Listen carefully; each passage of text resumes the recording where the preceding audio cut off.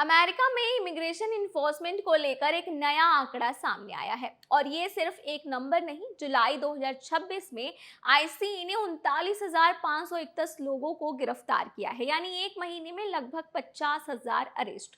ये ट्रंप के दूसरे कार्यकाल का अब तक का सबसे बड़ा मंथली आईसीई अरेस्ट टोटल है। जून में ये संख्या 43,021 थी, यानी सिर्फ एक महीने में करीब 15% की बढ़ोतरी हुई है। फरवरी के मुकाबले जुलाई का आंकड़ा करीब 70% ज्यादा है। लेकिन सबसे बड़ा सवाल ये है कि इन अरेस्ट का असर आखिर किन लोगों पर पड़ रहा है। क्या ये सिर्फ अनडॉक्यूमेंटेड इमिग्रेंट्स की चिंता है या लीगल स्टेटस पर रहने वाले इंडियंस, H1B वर्कर्स, स्टूडेंट और फैमिलीज को भी सावधान रहने की जरूरत है। आज की इस पूरी कहानी को आसान भाषा में समझेंगे, तो बने रहे वीडियो के एंड तक। हाय, मेरा नाम है दामिनी सिंह और आप देख रहे हैं एनबीटी टेक। इमिग्रेशन की खबरों में अक्सर हम डिपोर्टेशन, अरेस्ट और डिटेंशन जैसे शब्द सुनते हैं और इन तीनों को एक ही समझ लेते हैं, लेकिन ये अलग अलग चीजें हैं। आईसीई अरेस्ट का मतलब ये नहीं है कि उस व्यक्ति को उसी समय अमेरिका से डिपोर्ट कर दिया जाएगा। अरेस्ट के बाद व्यक्तिगत इमिग्रेशन डिटेंशन में जा सकता है और उसके केस में रिमूवल प्रोसीडिंग आगे बढ़ सकती है। इसलिए आज का लगभग 50,000 वाला आंकड़ा आईसीई द्वारा किए गए अरेस्ट का है, सीधे डिपोर्टेशन का नहीं। ये डिस्टिंक्शन समझना आपके लिए बेहद जरूरी है। अब जरा इस नंबर को कॉन्टेक्स्ट में समझते हैं। दिसंबर 2024 में, यानी ट्रंप के दोबारा राष्ट्रपति बनने से ठीक पहले, आखिरी पूरे महीने में आईसीई अरेस्ट करीब 8,000 के आसपास था। इसके बाद इन्फोर्समेंट लगातार बढ़ता गया। 2025 के दौरान मंथली अरेस्ट बढ़े और दिसंबर में ये आंकड़ा 40,000 के ऊपर पहुंच गया। फिर 2026 के फरवरी में अरेस्ट घटकर 29,241 रह गए, लेकिन उसके बाद दोबारा तेजी देखने को मिली। जून में 43,021 और जुलाई में 49,571 अरेस्ट दर्ज किए गए। यानी इन्फोर्समेंट अब एक आइसोलेटेड स्पाइक नहीं दिखा रहा, बल्कि पिछले कई महीनों में एक बड़े ट्रेंड का हिस्सा रहा है। अब सवाल ये है कि आईसी इतनी बड़ी संख्या में अरेस्ट कर कैसे रहा है। ये स्ट्रैटेजी भी बदलाव देखने को मिला है। रिपोर्ट्स के मुताबिक इन्फोर्समेंट सभी बड़े शहरों में होने वाली हाई प्रोफाइल रेड्स तक लिमिट नहीं है। ट्रैफिक स्टॉप्स और स्टेट तथा लोकल लॉ इन्फोर्समेंट के साथ कोऑपरेशन भी बढ़ा है। खास करके 287G एग्रीमेंट्स के जरिए कुछ लोकल लॉ इन्फोर्समेंट एजेंसीज को फेडरल इमिग्रेशन इन्फोर्समेंट में सहयोग करने के लिए भूमिका दी जा रही है।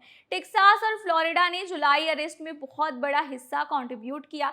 दोनों स्टेट्स मिलाकर करीब 20,000 अरेस्ट हुए। यानी इन्फोर्समेंट का तरीका अब ऐसा भी हो सकता है कि कोई व्यक्ति किसी बड़े इमिग्रेशन रेड में नहीं, बल्कि किसी रूटीन इंस्ट्रक्शन के दौरान इमिग्रेशन अथॉरिटीज के रडार पर आए। यही वजह है कि लीगल और अनडॉक्यूमेंटेड दोनों कम्युनिटीज में चिंता पहले से काफी ज्यादा बढ़ गई है।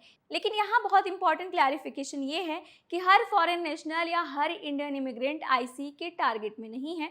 अगर आप H1B, F1 ग्रीन कार्ड या किसी दूसरे वैलिड स्टेटस पर हैं और अपनी इमिग्रेशन कंडीशंस फॉलो कर रहे हैं, तो सिर्फ फॉरेन नेशनल होने की वजह से आपको डिपोर्ट नहीं किया जाता।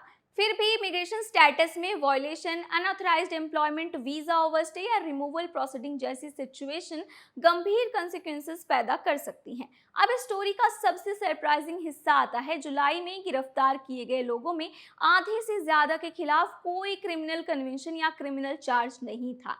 एपी की एनालिसिस में सामने आए डेटा के मुताबिक इसका मतलब ये नहीं है कि सभी लोग लीगली प्रेजेंट थे। इमिग्रेशन वॉयलेशन खुद रिमूवल प्रोसीडिंग का आधार होता है, लेकिन ये आंकड़ा जरूर दिखाता है कि करंट इन्फोर्समेंट सिर्फ सीरियस क्रिमिनल कन्विक्शन वाले लोगों तक नहीं सीमित है। और यहीं से डिबेट शुरू होती है। ट्रंप एडमिनिस्ट्रेशन मास डिपोर्टेशन और इमिग्रेशन इन्फोर्समेंट को अपनी प्रमुख पॉलिसी प्रायोरिटी में रखता है। एडमिनिस्ट्रेशन का आर्गुमेंट है कि इमिग्रेशन लॉ को इन्फोर्स करना जरूरी है और देश में रहने के लिए लीगल ऑथराइजेशन का होना जरूरी है। दूसरी तरफ इमिग्रेशन एडवोकेट्स का कहना है कि अग्रेसिव इन्फोर्समेंट का अगर ऐसे लोगों पर असर पड़ भी रहा है जिनका कोई सीरियस क्रिमिनल रिकॉर्ड नहीं है और जिनके इमिग्रेशन केसेस अभी पेंडिंग है। इसलिए इस पॉलिसी को लीगल और पॉलिटिकल डिबेट भी काफी तेज हो गई है।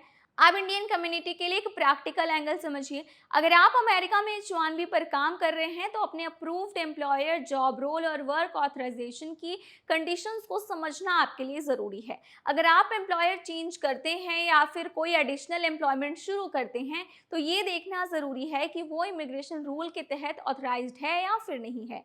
सिर्फ ये सोच लेना कि मेरे पास H1B है इसलिए कोई प्रॉब्लम नहीं हो सकती, ये आपके लिए सही अप्रोच नहीं है। इसी तरह F1 स्टूडेंट्स को भी एनरोलमेंट, एम्प्लॉयमेंट ऑथराइजेशन और अपने स्टेटस की कंडीशन को लेकर बहुत ज़्यादा केयरफुल रहने की ज़रूरत है। अनऑथराइज्ड वर्क या फिर स्टेटस वायलेशन बाद में इमिग्रेशन प्रॉब्लम पैदा कर सकते हैं। स्टूडेंट को खास तौर पर यह समझना चाहिए कि वीज़ा स्टैंप और इमिग्रेशन स्टेटस एक चीज़ नहीं है। अमेरिका में हुए स्टेटस मेंटेन करना लगातार ज़रूरी होता है। अब ग्रीन कार्ड एप्लीकेशन की बात करें तो ग्रीन कार्ड एप्लीकेशन पेंडिंग है या आपका एम्प्लॉयमेंट बेस्ड प्रोसेस चल रहा है तो ये ज़रूरी नहीं है कि ICE इन्फोर्समेंट न्यूज़ का मतलब आपका ग्रीन कार्ड केस ऑटोमेटिकली खतरे में है। लेकिन अगर किसी व्यक्ति के खिलाफ इमिग्रेशन वॉयलेशन या रिमूवल प्रोसीडिंग है तो सिचुएशन उसके लिए अलग हो सकती है। इसलिए ग्रीन कार्ड प्रोसेस को लेकर ऑनलाइन रूमर्स पर भरोसा करने के बजाय अपने स्पेसिफिक केस की लीगल पोजीशन समझना आपके लिए ज़्यादा ज़रूरी है।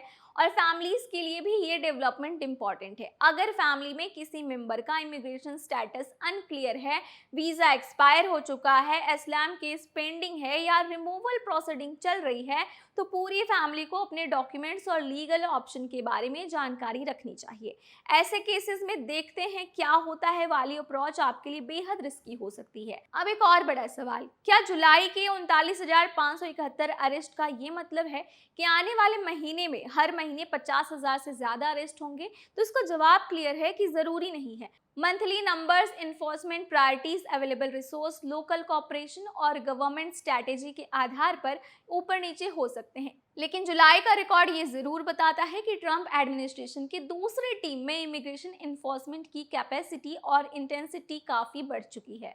इस इन्फोर्समेंट एक्सपेंशन के पीछे रिसोर्सेज भी एक बड़ा फैक्टर है। ICE के एडमिनिस्ट्रेशन ने काफ़ी ज़्यादा फंडिंग और ऑपरेशनल सपोर्ट दिया जिससे एजेंसी डिटेंशन और एनफोर्समेंट कैपेसिटी बढ़ सकती है। इसके साथ ही डिटेंशन पॉपुलेशन भी अब काफ़ी ऊंचे स्तर पर पहुंच चुकी है। TRAC की जुलाई 11 डेटा के मुताबिक उस समय ICE डिटेंशन में 65,765 लोग थे और इनमें लगभग 70.6% के पास कोई क्रिमिनल कन्विक्शन नहीं था। ये आंकड़ा डिटेंशन सिस्टम के स्केल को समझने में मदद करता है। लेकिन यहाँ फिर वही बात, क्रिमिनल कन्विक्शन न होना और लीगल इमिग्रेशन स्टेटस होना ये एक बात नहीं है। कोई व्यक्ति इमिग्रेशन वॉयलेशन या पेंडिंग रिमूवल केस की वजह से भी डिटेंशन में हो सकता है। इसलिए इस नंबर्स को देखकर ये समझते हैं कि लीगल स्टेटस, क्रिमिनल हिस्ट्री और इमिग्रेशन प्रोसीडिंग को अलग अलग देखना जरूरी है। अब अगर आप इंडिया से अमेरिका जाने की प्लानिंग कर रहे हैं तो इस पूरी खबर का आपके लिए क्या मतलब है? सबसे पहले वीजा मिलने के बाद इमिग्रेशन रूल्स को इग्नोर मत कीजिए। दूसरा, एम्प्लॉयमेंट बेस्ड वीजा पर हैं तो ऑथराइज्ड एम्प्लॉयमेंट की कंडीशन समझिए। और तीसरा कि स्टूडेंट हैं तो एनरोलमेंट और वर्क ऑथराइजेशन रूल्स को फॉलो कीजिए। और चौथा, अगर आपका वीजा या स्टेटस एक्सपायर होने वाला है तो लास्ट मोमेंट तक इंतजार मत कीजिए। और पांचवा, अगर इमिग्रेशन अथॉरिटीज से कोई नोटिस, कोर्ट डॉक्यूमेंट या ऑफिशियल कम्युनिकेशन मिलता है तो उसे इग्नोर करने के बजाय क्वालिफाइड इमिग्रेशन अटॉर्नी से एडवाइस लेना आपके लिए ज़रूरी है। क्योंकि आज की सबसे बड़ी खबर ये सिर्फ ये नहीं है कि ICE ने जुलाई में करीब 50,000 अरेस्ट किए। असली मैसेज ये है कि अमेरिका में इमिग्रेशन इन्फोर्समेंट अब पहले से काफ़ी बड़े स्केल पर हो रही है और इसका तरीका भी बदल गया है। इन्फोर्समेंट सिर्फ बॉर्डर या बड़े रेट्स की कहानी नहीं बल्कि लोकल कॉपरेशन, ट्रैफिक स्टॉप्स और कम्युनिटी लेवल इन्फोर्समेंट भी इसका हिस्सा बन गए हैं। तो आज की वीडियो अगर आपको इन्फॉर्मेटिव लगी हो, काम की लगी हो तो वीडियो को लाइक करें और कोई ऐसा आपके नोन में है जिसे इस जानकारी की ज़रूरत है तो उनके साथ वीडियो ज़रूर शेयर करें। और चैनल पर नए हैं तो चैनल को सब्सक्राइब करना ना भूलें।